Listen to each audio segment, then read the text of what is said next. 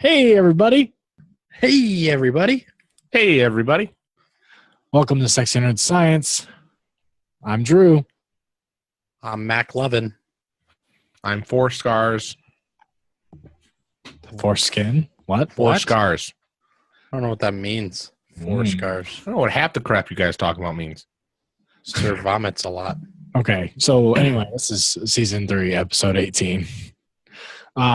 Real episode 18, because we recorded in episode 18. Just didn't work out so well. What happened?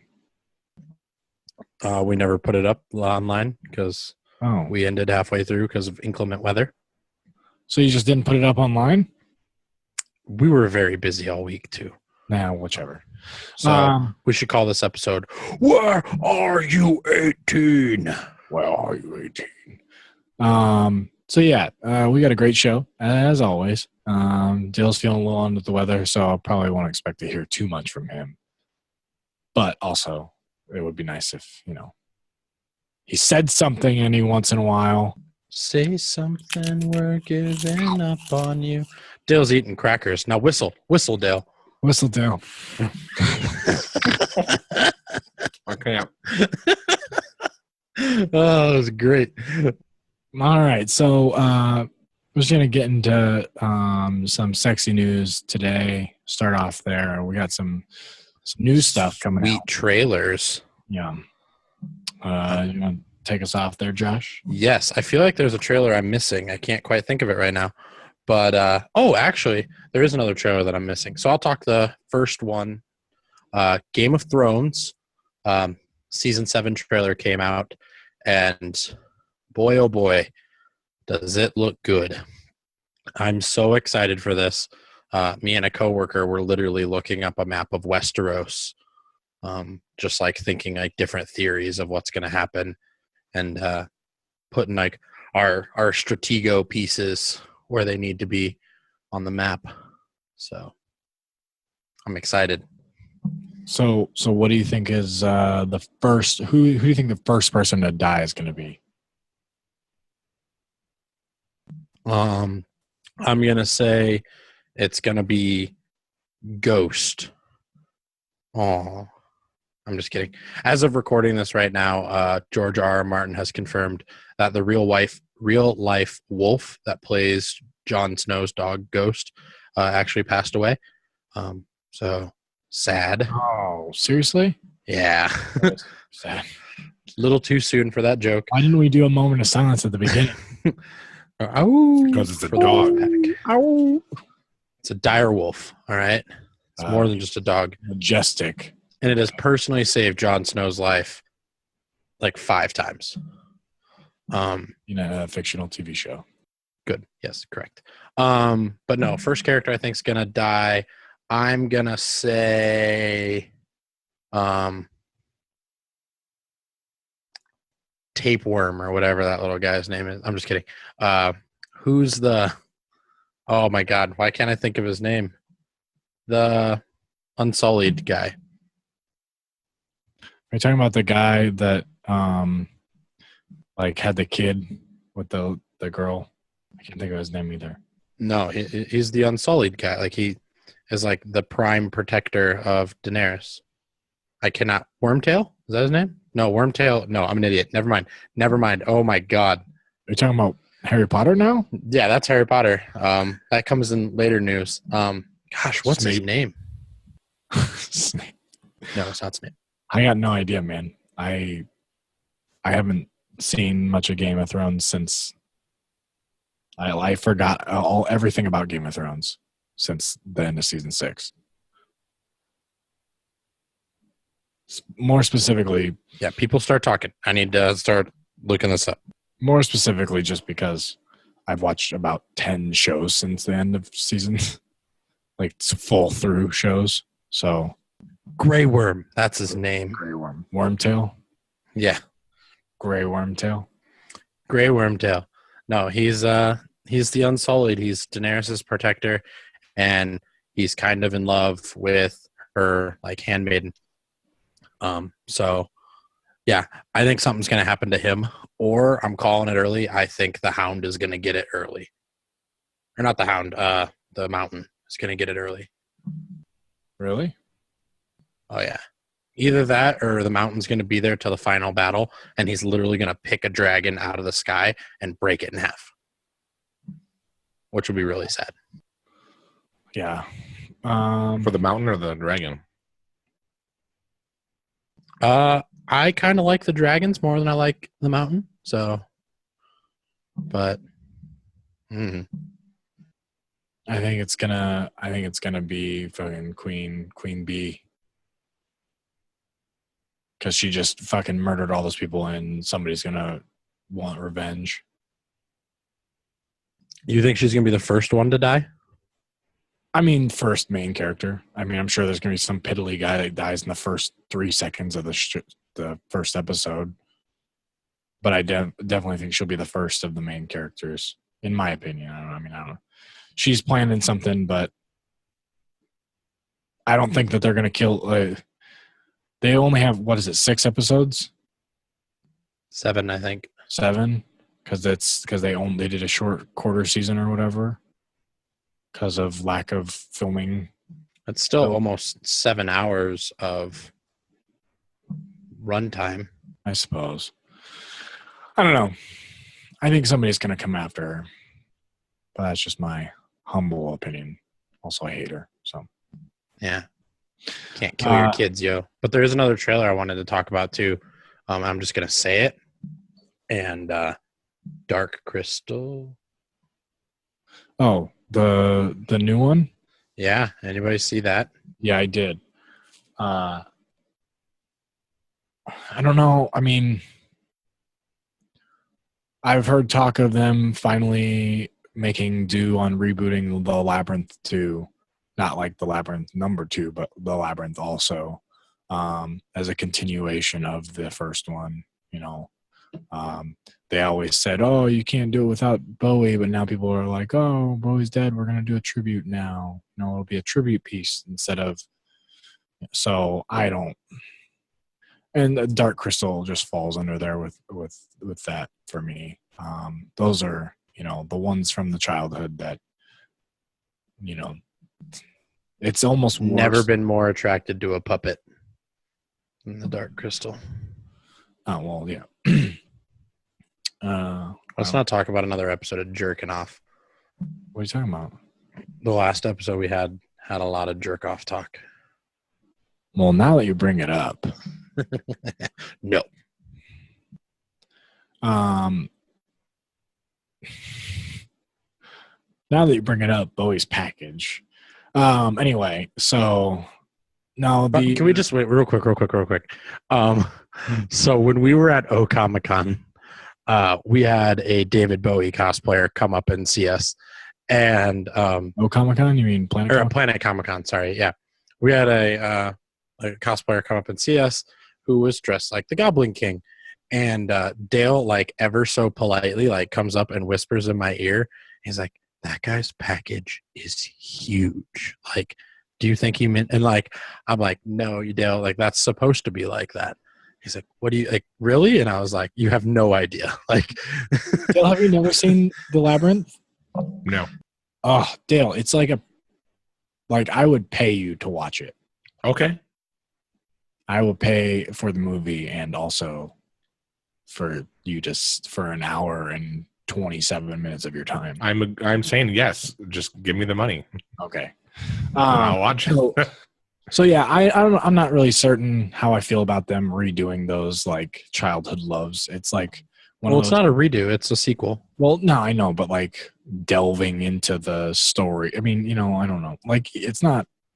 They're bringing it up. This is the era of nostalgia remakes, so they're just bringing it up because, you know, saps like us will go see it because we grew up on that stuff. But is it really like that whole saying where like, you know, I know you can, but did you ever stop to think if you should? You know, like that whole thing. You mean the Goldblum?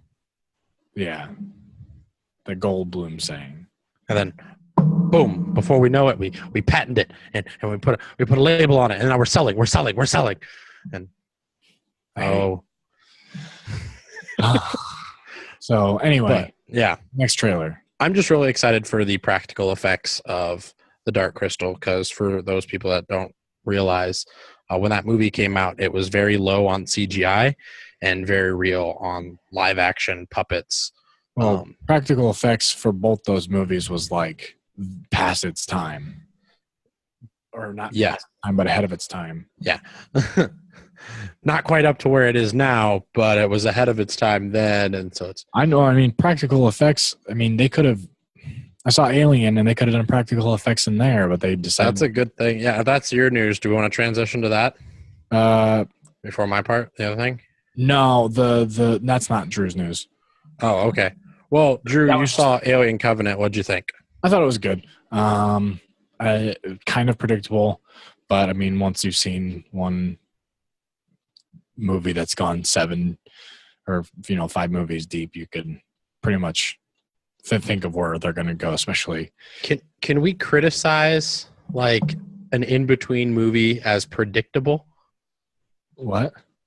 Like Alien Covenant happens after Prometheus, but before Alien. Yeah.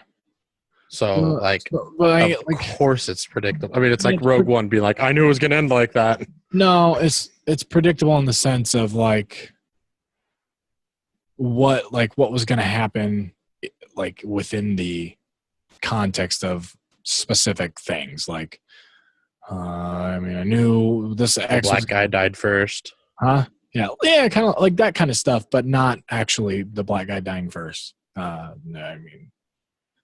I mean, think back to the movie. Thanks, Ridley Scott, for The black breaking guy. gender stereotypes The and black guy race died stereotypes. No, I think the white guy died first. Yeah. Anyway, I think I the see black the guy black. died last. Yeah, I was like, from what I saw in the trailers, he's in it probably after somebody dies for Yeah. sure. The black guy Um, died last, actually. But awesome. Now I will know that no one will die after the black guy in the movie. Any criticisms besides Spoiler the alert. predictability?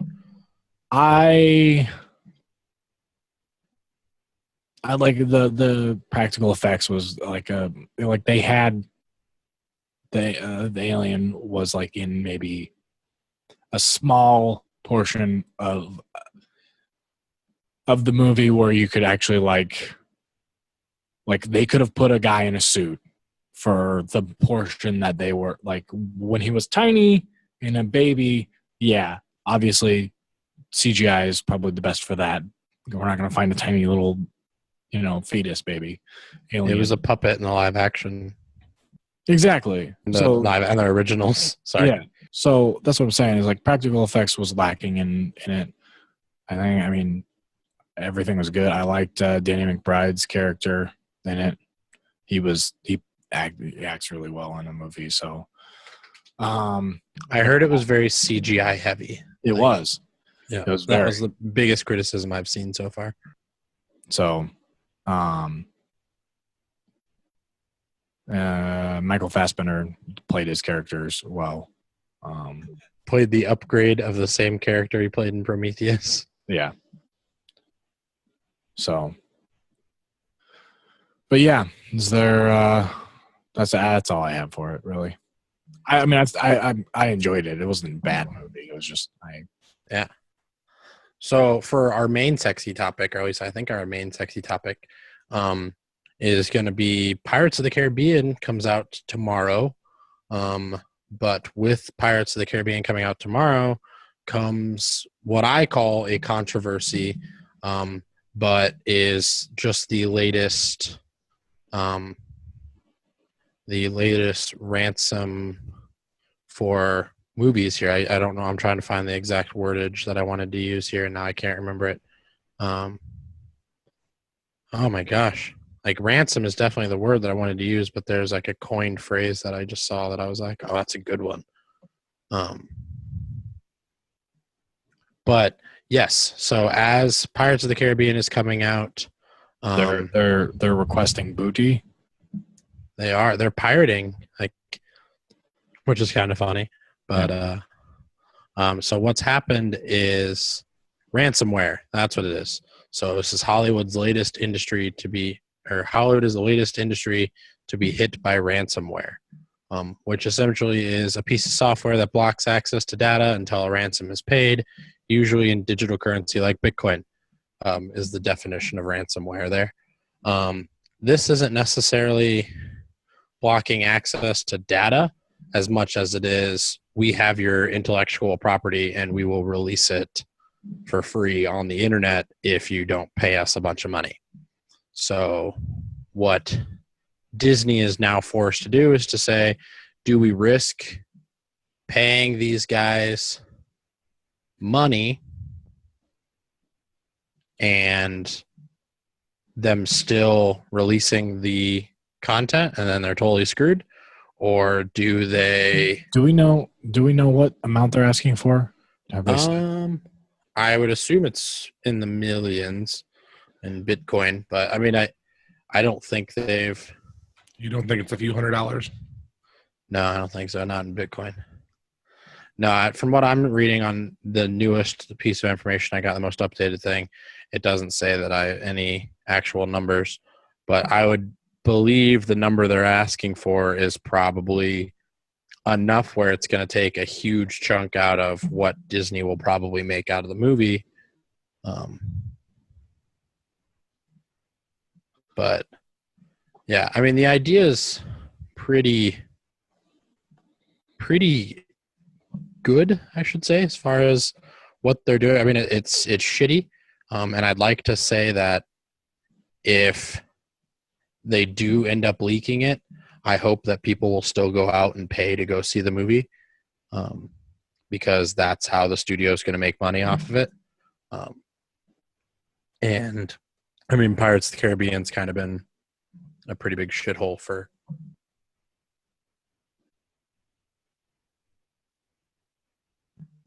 Bless you.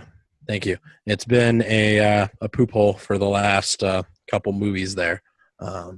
I mean, it's... Are you talking about Pirates of the Caribbean being bad? Yeah, for the most part. They haven't. I disagree with that. They're huge budget films. Like, they spend a ton of money, and they almost always don't make their money back, with the exception of the first two. So I have a real big problem with this, only for the fact that it opens up a floodgate. Like, for the fact that it's basically the whole this is why we don't negotiate with terrorists kind of thing. Is if you negotiate, it opens it up for, like, okay, so now, the next big hit Marvel movie is going to come out and somebody's going to negotiate that. They're going to say, oh, well, they gave a ransom for Pirates of the Caribbean. Why don't we just do it for the Marvel movie? And getting their hands on the IP is going to have, I mean, it's probably going to be a lot more secure here on out because of this. They're going to take more precautions and things like that. But the next time it happens, they're going to use it because it happened with Pirates of the Caribbean. They paid out. Why not, why not Zoidberg? So I have a problem with it on that fact. I mean, it's not, like Josh said, it's shitty, but it's smart. Because regardless, it's no loss to them. Like, it's no loss to the people that are doing it. They either get the money or they don't. But regardless, they're probably going to release it, the content. But if they do release the content, like, after the fact, that's kind of okay, because that's pretty much what happens right now anyways. Yeah, that's true. So as of the 23rd, the LA Times reported that this week, the most downloaded movie through BitTorrent is 20th Century Fox's Logan is pretty much the most pirated movie right now. And Logan still did pretty well. So I think, yeah, as long as they release it afterwards. I was going to say, these are the people that went to see the movie first, and they loved it so much that they wanted to copy for themselves, which is, the whichever. I'm not going to state my opinion on that, but that's the problem I have with it. And yeah, I don't. There was something else I was going to say. Well, so you earlier when we were talking about this before, you compared it to Netflix's Orange is the New Black, which had a similar hack. So for it as well. That's kind of where I was remembering I wanted to get to. So that was something that happened earlier this year. Was they basically held we'll call it ransom they held the IP for ransom and said, we'll release the first 10 episodes unless Netflix wants to take a hit.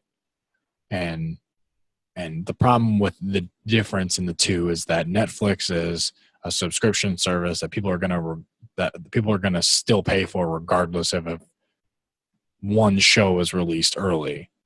Like, people are still going to pay for Netflix that already pay for it.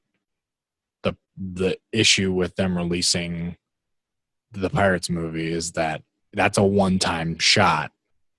You download it, or you get it and download it, and you don't need to go see it anymore. Yeah.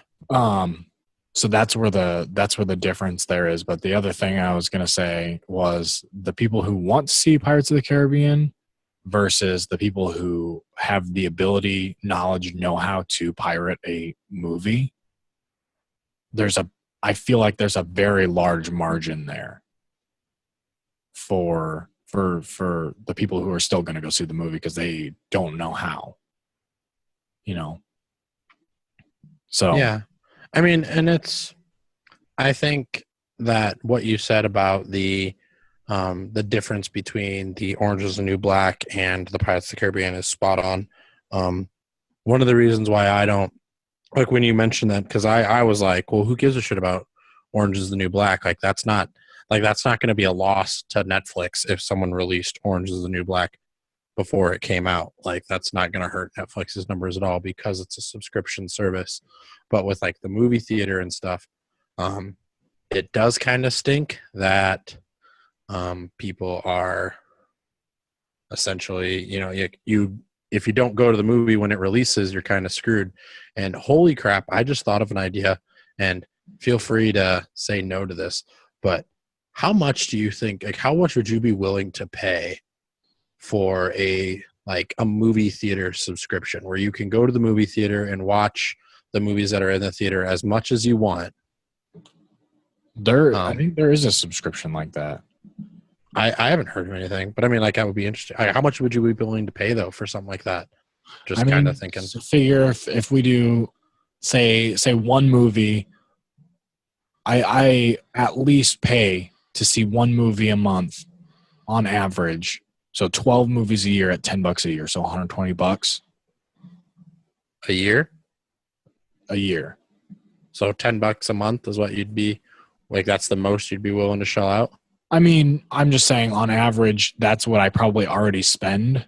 So to be able to see unlimited, I'd probably spend a little bit more of that than that. I was thinking, I mean, to be fair, I honestly, I would pay probably I hope this doesn't happen, but I'd probably pay $35 a month to see if I could go to a movie theater and see as many movies as I want a year. Subscription then? Yeah. So I mean that's not bad because then at that point I could buy month to month in the movies that I knew, or the months I knew were going to have bigger blockbusters. And that point, when you want to go see a movie twice, you could see it twice and not have a big deal about it. Yeah, because that would assume. I mean, right now, I pay for, if I were to go see 3 movies in a month, I would pay around $30 for 3 movies in a month right now. And that would be that would actually count for me and another friend because student passes. Yeah, I just pay for $5 movies. But the extra incentive is for that same cost, I could go see the movie multiple times. Mm-hmm. I could, and if I go see it multiple times and there's a bistro in the theater or they have concessions and stuff, like you're more likely to spend more money on those products because you're spending more time in the movie theater. I think I think if this Cinetopia isn't an idea, like it should be. I think Cinetopia is like that. There's a place that's opening in Kansas, and it's like they've got couch loungers and stuff like that. I think that they have the subscription service, but I'm not sure. I thought I saw something of that, but maybe it was subscription to like something. It's like they have a 120 channel TV system service or whatever that they go through. They can do, so you can like watch TV in their movie theater. I don't see it as a cost-effective reason for the theaters to do that. They make more money if you just buy everything offhand. So why would they have a subscription fee? Well, so they wouldn't make more money for, like in my case, like they'd essentially double their money if they did something that I do. Because I pay $30 a month and I get if I pay for $30 a month, that's 6 movie seats that I bought. Whereas if I pay $30 a month for a monthly subscription and I only go to the movie the same amount of times, then that's only 3 seats that they have to lose. If I go to the movie twice as much, then they're not, then they're breaking even. And I would have to go more than twice as much for them to lose the money. Yeah, and and then plus when I go, if I sit in the bistro, I usually get food while I'm at the movie theater. That's the incentive. That's like the incentive of unlimited buffet or the unlimited buffet kind of deal. It's just the reverse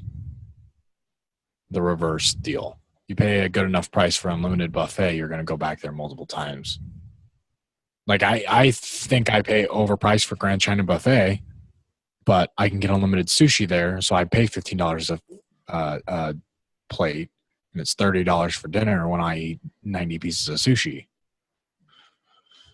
But anyway, a little bit more. I guess we'll call it scary news. Not even scary because I really don't care.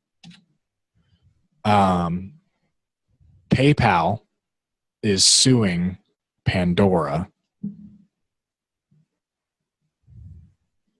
over its title or its new image logo. How do you feel? I've seen that. How do you feel at first glance? I mean, have you seen it before? Yeah, I have both the apps on my phone. And honestly, I get Progressive mixed up with my Pandora app all the freaking time. That's literally what I said. I don't think that they have a case to stand on as PayPal. They're a much bigger company. I guess that they could maybe pay them out, but I don't think that they have a leg to stand on. Yeah, like my Progressive app is white background, blue P, and it's slanted sideways.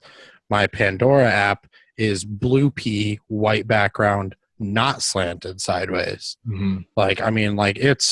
So here's the PayPal is technically, in my opinion, the merge between the Progressive app and the Pandora app.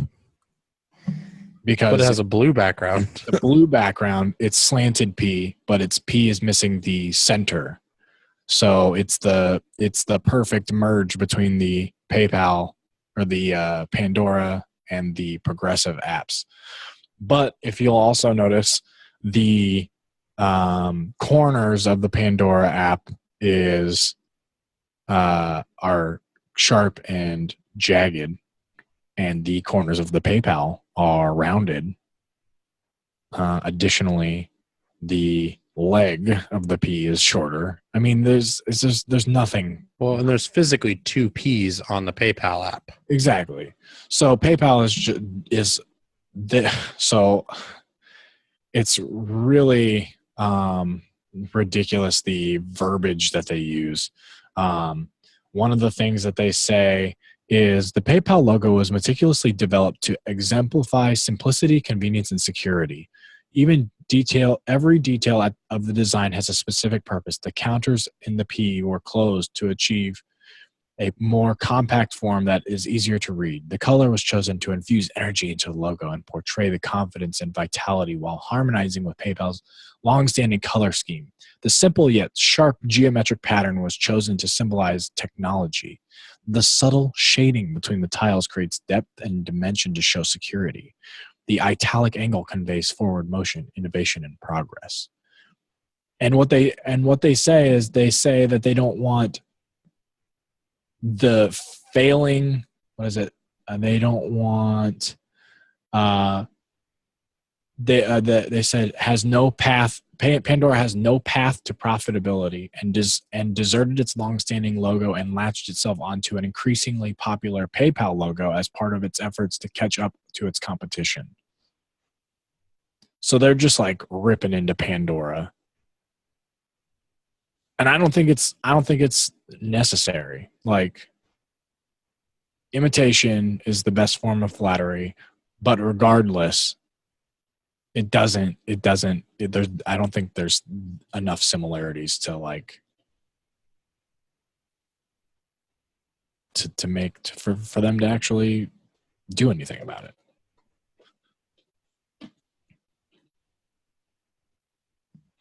Yeah, I don't know. Like I love how we are talking about like intellect. This is a very intellectual property podcast, because that does have a lot to do with like even stealing the intellectual property from Pirates of the Caribbean. Yeah, I know it's on our forum here. I'm looking at the two pictures and I don't see it as much. Did you put that picture up there, Drew, or was that Dale? I did. Do you mind putting up the Progressive one on there too? Because like I honestly think that Progressive has search that here. Yeah, Progressive has a way more similar app to Pandora, I think, than what PayPal does. But I mean, it's like when you get down to apps, you know. So I've been watching Silicon Valley, and like they made that joke in Silicon Valley. Like everything is like every app you have on your phone is just a lowercase first letter of whatever you're doing, you know? And so they have like Pied Piper, and their idea for Pied Piper looks very similar to what the PayPal icon is, you know? And they're like, oh, that'll be our logo. And like people are like, no, that's stupid. Because everybody does it. Like Facebook is just a lowercase f. MySpace is just a friggin' M. Uber's an actual Uber. Like, I mean, it's an Uber mark. Is that what it's called? Uber mark? I can't remember. But I mean, it's like all those apps are all just those exact same thing. Twitter is a lowercase t. I mean, it's just, that's what every intellectual person's doing. So now this is an example of a company that starts with a P, whose what their picture is literally just a P, like every other company that has a P. Like I bet if I go into the App Store right now and I just start typing P, a lot of the apps I find are going to be just a single letter P. I did it for a lot of the like Plenty of Fish. Okay, yeah. Like so Pinterest is literally just a P, but it's has serifs and stuff like that.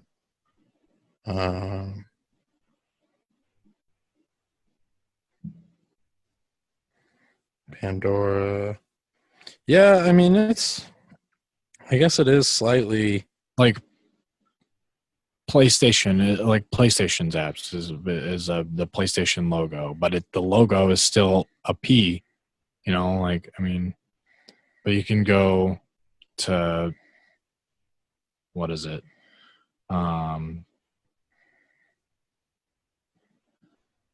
Geico's mobile app is a G. You know, like Yeah, I mean it's how much does that G look like the Google G? Let me just. Oh no, it's nowhere close. Geico has the uppercase G, so that's kind of cool. But like Google's is a lowercase G. I mean, so that's the thing is like Walgreens, Dollar General, CVS. I use a website called Tickled all the time, and their thing is just a lowercase t, and I think Tumblr is actually right there too. Yeah, Tumblr and Tickled have like the exact same logo as well. Dale, what do you think? Dale doesn't care. Say it one more time What do you think? about. These logos. These logos. Oh, I don't think it matters. I think it's literally like you guys were talking about before. They look very similar. Peas, you know, the white and blue. I think it's a small issue that really is not an issue. In another 6 months, they'll probably change it to something else. So I don't know why they're throwing a big deal about it. Yeah. It's a dick measuring contest. Yeah. Do you want to move on to nerdy news?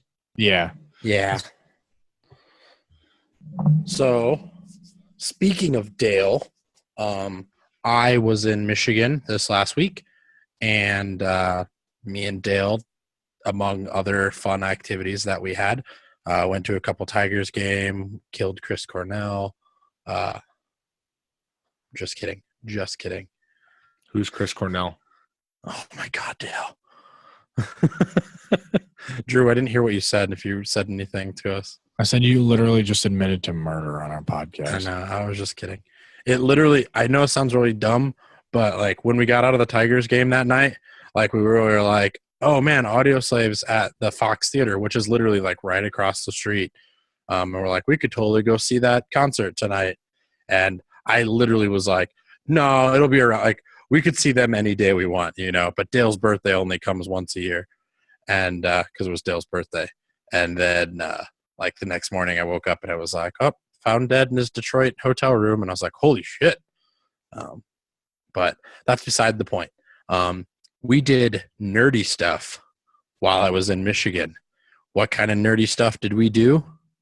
We didn't get tickets for Potterfest or PotterCon or whatever it was called, which sucked because that was happening on Sunday and apparently was a pretty cool time. But we did manage to get a ticket to Motor City Con. Dale, in one word, how can you describe Motor City Con? You can't give me one word because it's not going to be a nice word.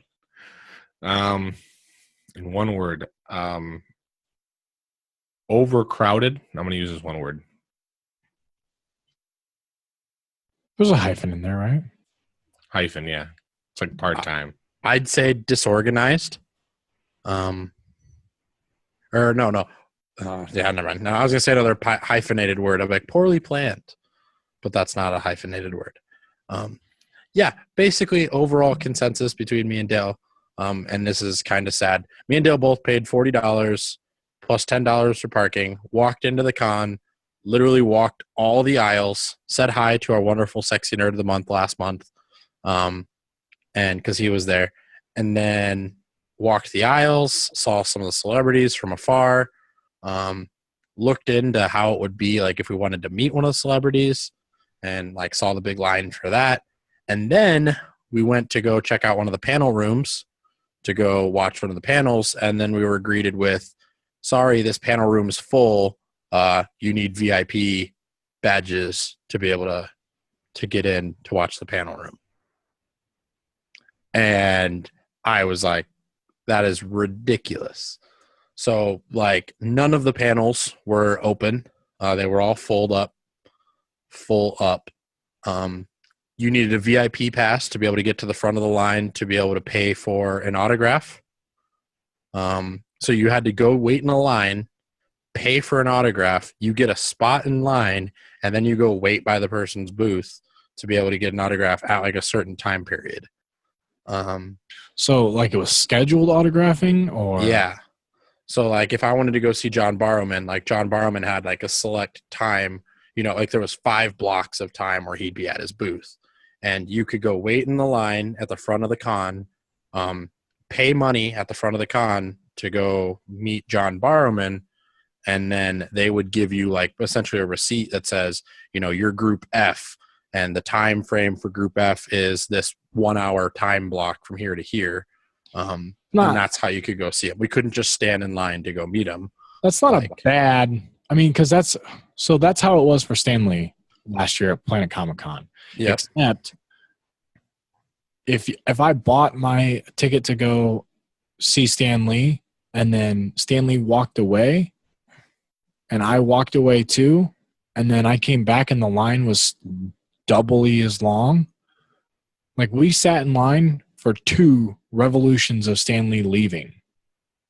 Like, so as soon as we got in line, Stan Lee left, and then we waited like an hour and got back in line, or we were still in line, and then he came back and he did another hour's worth of the line, and he got basically to like maybe like where we were at in the line. He got maybe 3/4 the way through the line and then left again. So, like, if we would have had a schedule, like if there would have been like, okay, if you bought the ticket at 10 a.m. this morning, you're in the group F, which is at 6 p.m. If you bought it at noon today, you're in group G, which is at 8 p.m. So that way you're not just standing in line mucking up the whole line for everybody else. Like, so I get where you're like, you couldn't, because like you said, you couldn't buy it in the auditorium, right? It was in the auditorium. It was like right as you walk into the front of the auditorium. So like if you wanted, if there was a line like almost out the door for guest signature passes or for each passes. One of those. Yeah. And if you had a VIP, you could get to the front of that line as well, or to the VIP section of that line as well, which also had a super huge line. It just looked like you basically, to me, it felt like you're going to get nothing if you pay for a regular ticket for this con. You're going to be second class. The only way to go to this con and enjoy it, to see the guests or to get autographs, is to pay a bunch of money up front before you, like, it's literally a con where you could buy your way to everything you wanted. It's a pay. I agree to that. And I didn't like that because, even Stan Lee, a name amongst names in the nerd community, if I wanted to walk down to the main ballroom where Stan Lee was, I could walk in there. I'm not going to get a great seat, but I'm at least going to be able to go in there and see Stan Lee give his little talk on the big screen or whatever like that. This place, like, I couldn't, like, John Barrowman, we couldn't go see. We tried to go see Yondu and I can't remember the other guy's name, but he was at Comic Con, Sean Gunn. And I mean, that was full up, I mean, it was just like, you couldn't see anybody that was there. Yeah. And there were so many celebrity guests, and they only had so many like little spots to like fill the line out there. Like, we would have stood in line for 2.5 hours to pay for tickets to be able to stand in line again to meet the celebrities. One of our good friends, Tom, who I was hanging out with while I was down there for a little while, he had probably the best idea of them all. Like, dude, just, I mean, unofficially, not in a bad way, but just kind of just stalked the celebrities.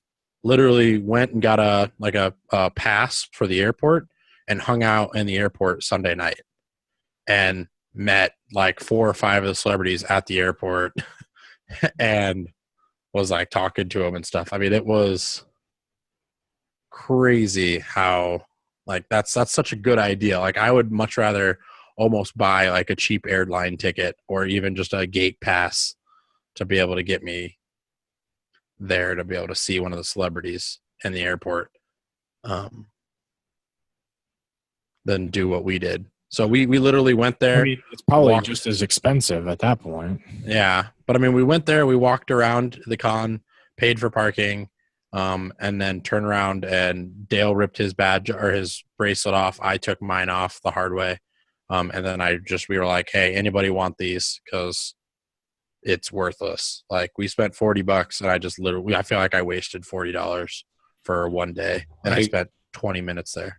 I agree. I think the overall feel of the con, nothing was new, nothing was standout-ish. Like at other cons, Planet Comic-Con or anything else, there's always, I saw local stuff there, but there was always something that kind of stood out to me or made it special. And to me, everything was just another run-of-the-mill thing. Everyone was selling stuff. It was more, seller-oriented. No cosplayers. We saw literally 1 or 2 cosplayers there. People dressing up from we saw people dressing up in cosplays. We did not see any cosplay guests. There was only one cosplay guest I saw, and I've never heard of them at all. Well, it's a different region too, so still, could be a factor. We had Super Sirens on here, or not Super Siren. Skate. Sky. Yeah, Space Cats. Space Cats. Yes, yes. Yes. So that's a Detroit local thing, and they weren't even there. Yeah, it was very crowded too. Like we were leaving the place, like Josh said, and there was a line out the door, down the street to the end of the building for people who already bought tickets ahead of time. They saved like what, $5-10 to buy tickets ahead of time, and they had to wait in line an hour probably. That line wasn't even moving. Yeah, when we paid $40 for the day, walked right up and walked right in. And I thought, it was not professionally done at all. They definitely needed a bigger spot. We looked it up as far as the size of the con, or as far as the convention center, and this one was like 385,000 square feet, and Bartle Hall is 800,000 square feet in Kansas City. But there's one downtown Detroit called Cobo, and that one is 700-something thousand square feet. So they could have done it in Cobo, probably organized it better, and would have had a better feel for it. So was it more just geared toward vendors like Andrew was saying? Because he was saying he loves that one. So he was saying he got the most return for it, is what Andrew was saying. Oh, that's true. And it was so packed. It was very, very packed. And so I definitely see like he would get his money worth out of it. But it was very good for vendors, and it's very good. Like Rob Schneider was there. Like there was celebrity guests that I'm like, holy shit! Like, how are these guys here? Like, did they spend all their money? Like, yeah, like this is just people that I'm just like, man, this is an awesome celebrity thing. Lou Ferrigno was there. I mean, it was just like we went down the list. I'm just like, man, I would wait in line. I would spend the rest of the day at that con to just wait in line to see all those people, just to say hi and shake their hand. But instead, no, I have to turn around and go pay for money to go, meet them. I have to pay money to stand in line. You couldn't even wait in line and not get a signature or anything? Because when we did Manu Bennett, we got to wait in line for free. Yeah, we got hugs and shook his hand, and for Manny Bennett, yeah, I mean, and it was nothing like that, which sucked. We couldn't do any of that, because I was like, I just want to meet John Barrowman, and it was a waste of time, a waste of money. I really wish I would have put more effort into going to PotterCon instead of going to Motor City Con. And so then Sunday in Michigan was a Harry Potter convention, which our friends went to, and they said it was a great time. It kind of rained in the beginning of it, but I mean, they had a great time there. So, and then speaking of great times in cons, I know we're getting a little lengthy on this podcast. So we're only got 2 more topics here. Comic-Con. Oh, Comic-Con. Yes. First week in July. I was speaking with the con creator today and yesterday. Looks like we're going to be going out there for sure. We just have to finish paying for our booth. That's the 8th, 17th, 9th, right? Correct. Yeah, I think it's technically the second weekend in July. The first weekend in July is like the first or the second. First and second, Saturday and Sunday. So yeah, it's technically the second weekend in July, but it's right after. It's the weekend after 4th of July. Yeah, so that's pretty sweet. I think that's going to be a great time. A lot of people have off for that time period. It was such a fun con last time. I love having a booth at cons. I think that's going to be like my new favorite thing. Like I don't know if I want to go to a con anymore if we don't have a booth. It seems like It's really nice. I have a lot more fun. I really do, and I feel a little more professional when we do it that way. So yeah, Comic Con, we will be there. Lots of celebrity guests are coming. There's going to be a whole podcast alley, so I really want to look forward to meeting some other fellow podcast members. Project Nerd will be there. By the way, if you guys are listening to this on Project Nerd's website, hashtag Project Nerd Publishing. Which, by the way, I didn't. We will be posting from now on that one. Yeah, I think I was going to say, yeah, if you guys are listening to this on the website, welcome back. I hope Project Nerd continues to be everything you guys loved when it was. So I'm excited to be part of Project Nerd again and get that up and running again. I'm going to do everything I can to help Iggy out with that because that's huge. Project Nerd is infamous. They were hitting 3 million followers like a month or something like that, or 3 million. Which is awesome. I mean, if a fraction of that's listening to this podcast, then awesome. Like I love it.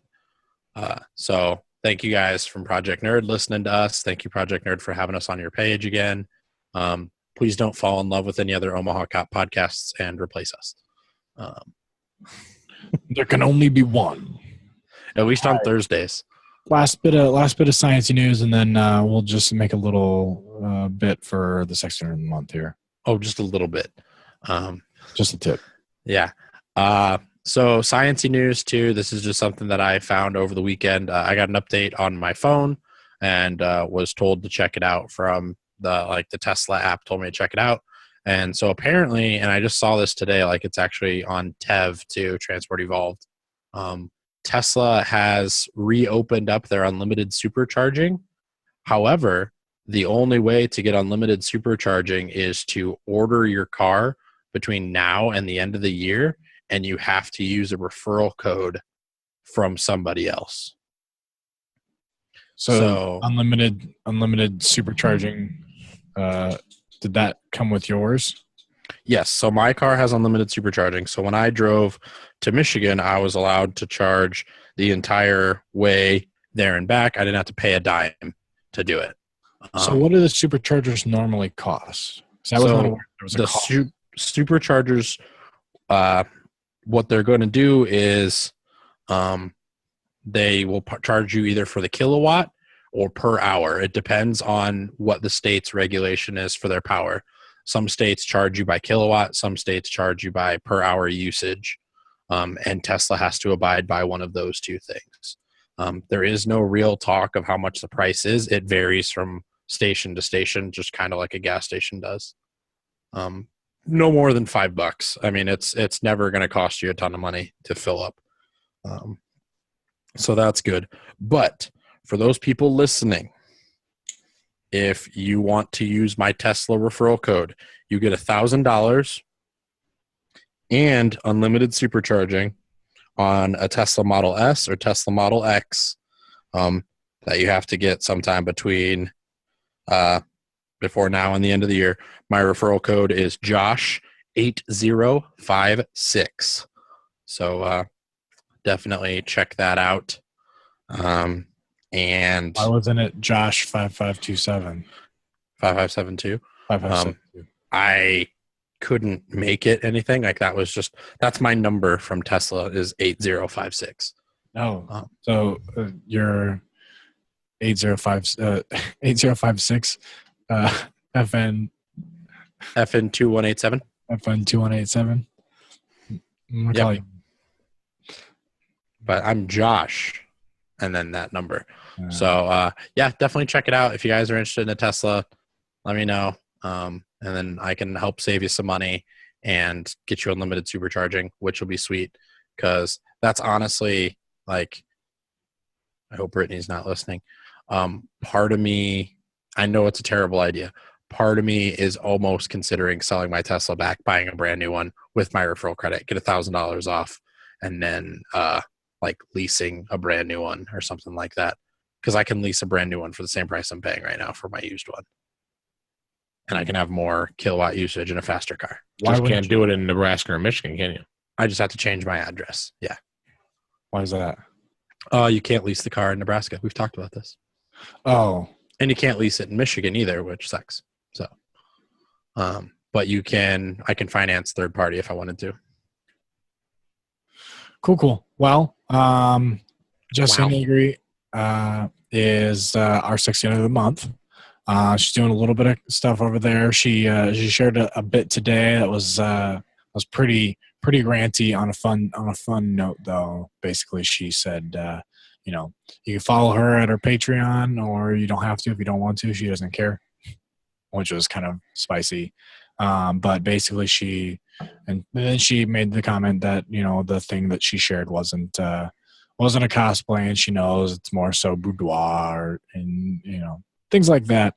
But she says she does that when she is in craft holes, we'll call them, when she's just busy crafting new costumes and stuff. So that's, good explanation. But you can follow her at her Patreon, and then all of her social media, which is always on our website there.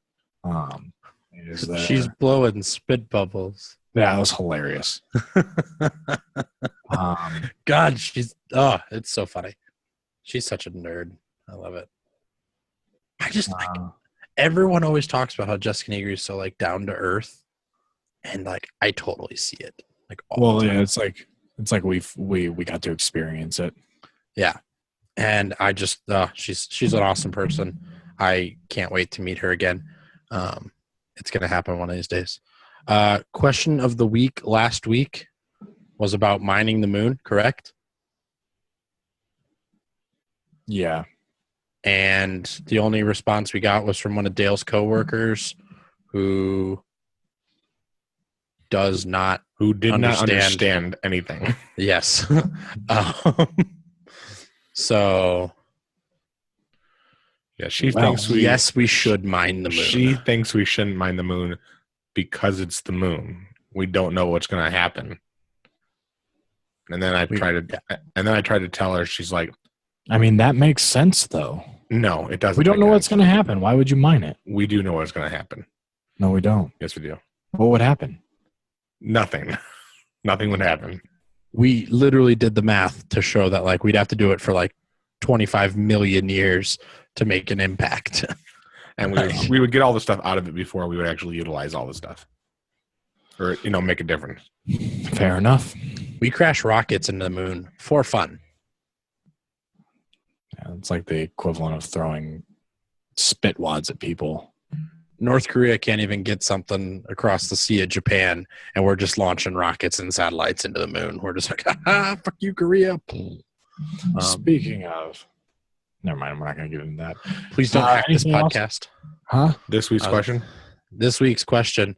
I liked that thing, so I went back and looked. There's an app called Movie Pass that is $39.99 a month for our area, and it works for all local theaters. You get one movie per day, but you can use it as many times as you want. There is a subscription service. Are you kidding me? And it's called Movie Pass, and it's $39.99 a month. And you can get one movie a day? Yes. I would literally go every day. That's what I'm saying. Like for $39.99 a month. So my question is literally $1. That's like what is that? $1.10 a movie? Pretty much. Yep. Is there any limit on it? Is there so you can buy 2 movies a month, 3 movies a month, or unlimited movies per month. Like that's 3 different packages. Dale's just faking talking right now. But yeah, that's $40 a month essentially for the unlimited. And the unlimited press conference. Oh, Dale's got 2 microphones. What's the lowest option? I think it was like $12 a month for 2 movies a month. See, even that's double your value there. Yeah. Technically, if you pay, that's seeing a movie anytime. Like yeah. we would basically break even if we did the matinees Tuesdays or Thursdays. So if we did them Thursdays, we'd be cheaper to just buy regular tickets. 2 tickets to the regular movies. We'd have to, so the unlimited plan is the one that I'd have to go to, hands down. Like that. So would what's just the be- question? The question How, I is, mean, how much would you spend, or should we do how much would you spend, or should we gauge, was Would you- $39.99 a month for movies worth it? I think the 39. I don't want to advertise for Movie Pass here, but I mean, I Googled it and I'm kind of just like, holy crap, I want to do this now. Yeah, I mean, You I'd spend might have to pay for a full year up front though. Really? Yeah, from what I saw. So that's the other, that was the other catch, that you pay the full year up front, and then if you cancel early, it's like $75. Oh, But they only take out $39.99 a month. but you pay for the whole year up front. How do you do that? You essentially sign a contract for the full Oh. year, and then if you break it early, then you pay off. But I think that's an awesome idea. Anybody else listen to this? Just kind of give us your feedback on that. Would you pay $39.99 a month for unlimited movie watching at your local theater? I mean, at 3 movies per month, at $10 a movie, you're basically getting a movie free. Correct. Wow. Yeah. And you could go on like Fridays and stuff. Like you could go on like, oh, I have this afternoon off. I'm just going to go to the movie that day. Like you could do that. So it's a la carte then. And it's like no planning or anything. Yeah. So, yeah, guys, that's our question of the week. Anybody else have any fun things to add? Nope. Thanks for listening. Thanks for sticking around. Hopefully you guys are listening on all avenues at least once. Different avenues. We're available on SoundCloud, iTunes. Hopefully you guys are listening YouTube. on every avenue. That's a pop punk band from my childhood. That's also from Michigan. So, Boo. yep. Dale's all grumpy because he's all sick. So Dale, don't be grumpy. Dale's grumpy because I probably left. That's why Dale's grumpy. Why? Why'd you leave? Because I had to go back to work, Dale. But we'll talk about this later, guys. Thank you so much for listening. You guys have a great rest of your week. We'll see you next week. Bye. Bye guys.